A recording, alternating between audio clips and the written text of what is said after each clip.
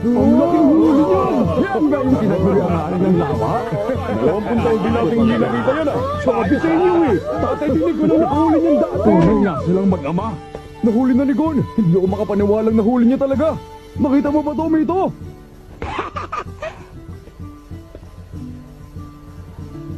Tita Mito, kita niyo po? Natupad ko ang kondisyon yung hulihin ng hari ng lawa. Ibig sabihin nito, pwede na ako mag-counter-examine, di ba? Di ba?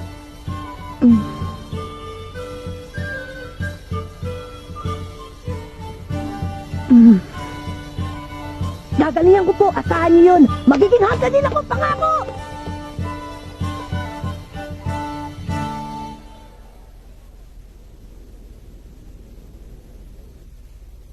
Siguro nga talagang nasa dugo nila yun, ano? Biruin mo, wala pang ibang nakahuli sa hari ng lawa mula nung nahuli yun ni Jin sa murang